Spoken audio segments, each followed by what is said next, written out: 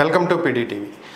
ఆంధ్రప్రదేశ్కి జీవనాడిగా చెప్పుకునేటువంటి పోలవరాన్ని పూర్తిగా కేంద్రమే నిర్మిస్తుందని, అలాగే బకాయిలతో సహా నిధులన్నీ విడుదల చేయబోతుంది అనేది ప్రస్తుతం ఈరోజు ఉన్నటువంటి ఒక వార్త. మరి దీనికి సంబంధించే అసలు పోలవరం ప్రాజెక్టు పరిస్థితి ఏంటి, దీనికి సంబంధించినటువంటి పూర్తి వివరాలు మనతో విశ్లేషించడానికి ప్రముఖ రాజకీయ విశ్లేషకులు పురుషోత్తం రెడ్డి గారు మనతో ఉన్నారు. ఆయనతో మాట్లాడదాం. నమస్తే పురుషోత్తం రెడ్డి గారు. నమస్తే చరణ్ గారు.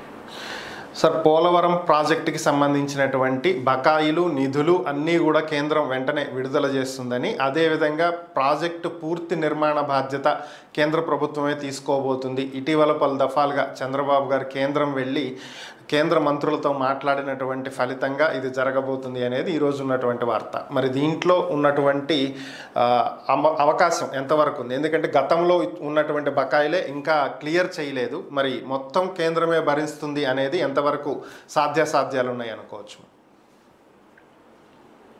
పోలవరం బాధ్యత మాదే, విభజన చట్టం అమలు చేయాల్సిన బాధ్యత మాదే, రాష్ట్రాల అభివృద్ధి చేస్తాము, ఇది గత 10 ఏళ్ళుగా చెప్పి విని అలసిపోయారు ప్రజలు.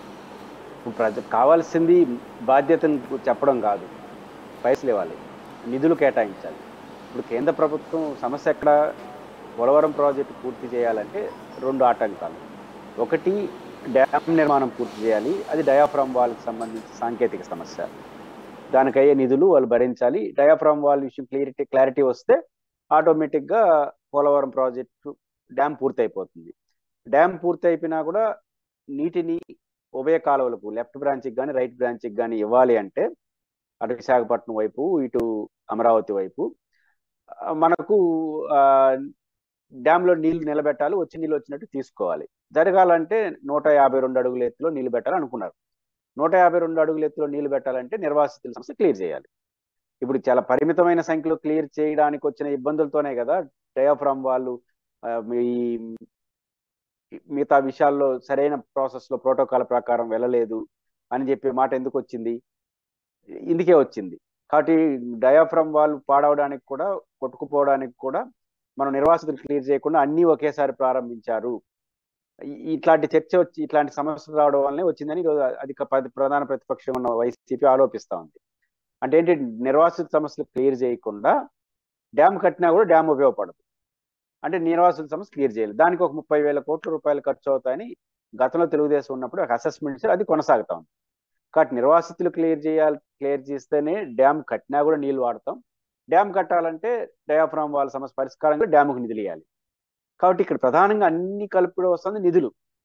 కాబట్టి నిధులు ఇవ్వడం అనేది ప్రధానమైంది. నిధులు ఇవ్వడం తప్ప అన్ని మాట్లాడుతాం కేంద్ర ప్రభుత్వం. కాబట్టి మేము బాధ్యత తీసుకుంటాం, మాదే బాధ్యత, అది మీ దయ మా ప్రాప్తమేం కాదు, కేంద్ర ప్రభుత్వం బాధ్యత చట్టం చెప్తా ఉంది. 2014 విభజన చట్టం చాలా స్పష్టంగా చెప్తా ఉంది. ఇది పోలవరం నేషనల్ ప్రాజెక్టుగా మొత్తం RR ప్యాకేజీ సహా పెరిగిన ధరలకు అనుగుణంగా కేంద్రం ఇవ్వాలి అని. ఎట్లా ఇస్తారు, ఎప్పుడు ఇస్తారనేది ప్రశ్న. అది తప్ప అన్ని మాట్లాడుతూ ఉంది. 10 ఏళ్ళు అయింది ఈ చట్టం వచ్చి. పోలవరం ప్రాజెక్టు ఒకవైపు శరభాగంతో జరుగుతూనే ఉంటుంది. కానీ కీలకంగా ఎక్కువ డబ్బు ఖర్చు అయ్యే ఈ నిర్వాసిత సమస్య 33,000 కోట్ల రూపాయలు ఇప్పటివరకు కేబినెట్ ఆమోదించలేదు. పాయింట్ ఏంటంటే రాష్ట్ర ప్రభుత్వం పోలవరం ప్రయారిటీ అథారిటీ దాన్ని రాటిఫై చేసింది ఎంత అవుతుంది అని. దానిపైన క్యాబినెట్ ఆమోదిస్తే మళ్ళీ ఫైనాన్స్ మినిస్ట్రీ డబ్బులు వస్తాయి.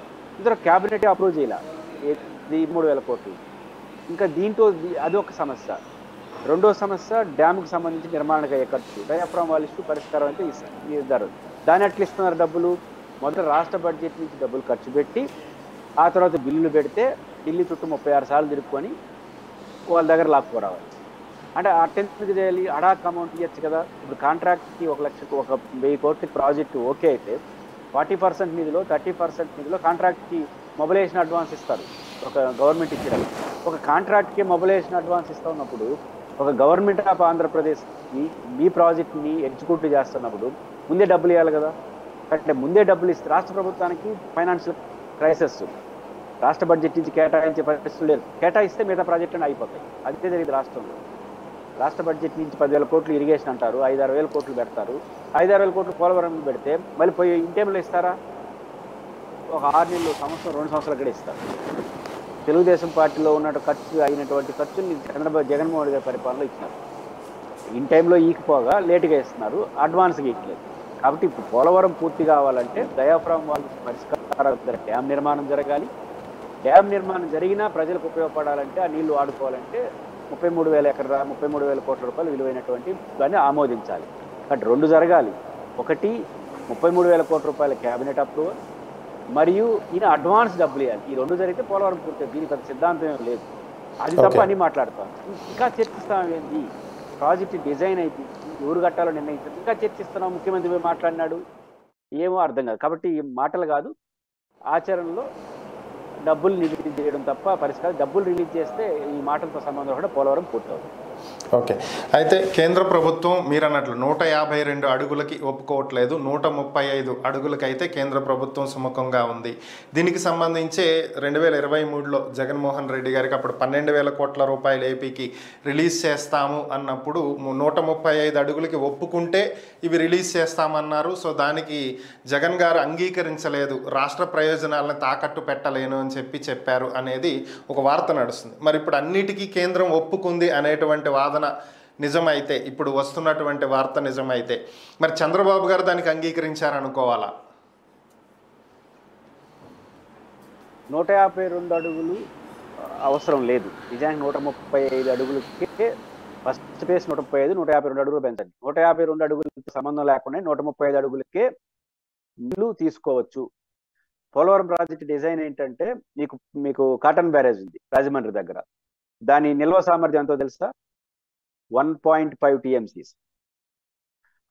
కానీ దానికి సాగుబడి ఎంతో తెలుసా? 12 లక్షల ఎకరాలు.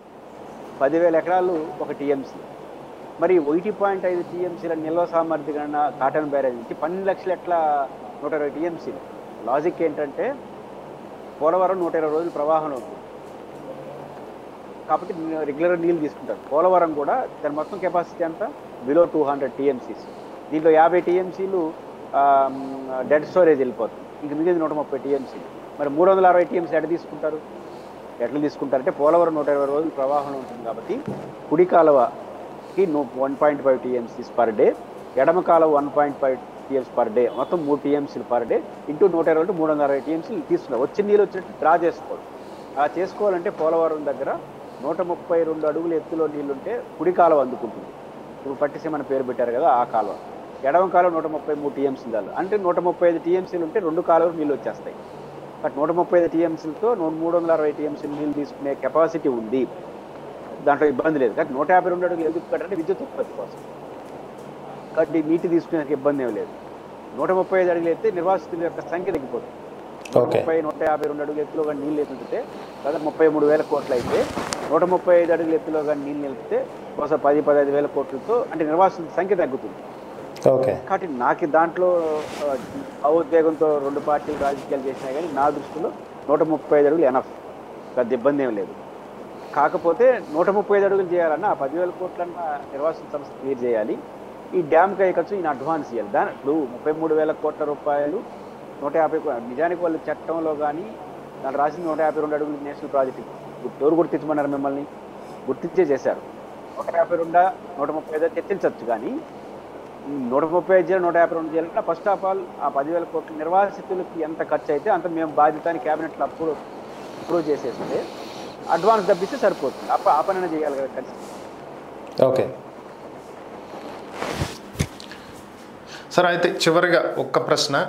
అప్పర్ భద్ర ప్రాజెక్టుకి సంబంధించినటువంటి వార్తలు వస్తున్నాయి. అప్పర్ భద్రకి నికర జలాలు ఎక్కడి నుంచి వస్తాయంటే పోలవరంలో స్టోర్ చేసినటువంటి ఈ వాటర్నే అప్పర్ భద్రకి వాడుకోవచ్చు అని చెప్పి కేంద్రం ఒక ప్రతిపాదనని తీసుకొచ్చింది అనేటువంటి వార్తలు వినిపిస్తున్నాయి. ఇందులో ఎంతవరకు వాస్తవాలు ఉన్నాయండి? పోలవరానికి అప్పర్ భద్రకి సంబంధం లేదు. అప్పర్ భద్ర తుంగభద్ర పైన నిర్మించే ప్రాజెక్ట్. అది ఆల్రెడీ టీబీ డ్యామ్ ఉంది, మన గేటు కొట్టుకోబోయింది కదా, అది తుంగభద్ర డ్యామ్. తుంగభద్ర వచ్చి కృష్ణకు ఉపనది కాబట్టి కృష్ణా నదికి ఉపనది తుంగభద్ర. తుంగభద్ర నది డ్యామ్ మన కొట్టుకుపోయింది, 10-15 TMCలు కూడికి వచ్చేసింది. అందువల్ల నీటి నిల్వ సామర్థ్యం తగ్గిపోతుంది. కాబట్టి మేము దానిపైన అప్పర్ భద్ర అని కట్టుకుంటే అప్పర్ భద్రకు కూడా క్యాచ్మెంట్ వచ్చి తుంగభద్ర అని కృష్ణానది కూడా. కాబట్టి కృష్ణకు ఉపనది తుంగభద్ర. అయితే పోలవరం పూర్తయిన తర్వాత కొంత పర్సంటేజీ గోదావరిలో వచ్చే పర్సంటేజ్ వాడుకోవడం వల్ల, అంటే ఆంధ్రప్రదేశ్ కృష్ణా డెల్టాకి వాడుకుంటారు కదా, కృష్ణా డెల్టాకి కృష్ణాలో నికర జలాలు ఉన్నాయి. అంటే ఆ మేరకు అది కాంపౌండ్ చేసినప్పుడు దీంట్లో కొంత పర్సంటేజీ కృష్ణలో వస్తుంది, ఇది మహారాష్ట్ర ఎగువ రాష్ట్రాలకు వస్తుంది కాబట్టి ఆ వాటాగా అన్నారు. ఆ మిగుల్ని మేము ఎగువ భద్ర అంటే మనం ఏమంటున్నాం, ఎగువ భద్ర కట్టడాన్ని అభ్యంతరం చెప్తాం.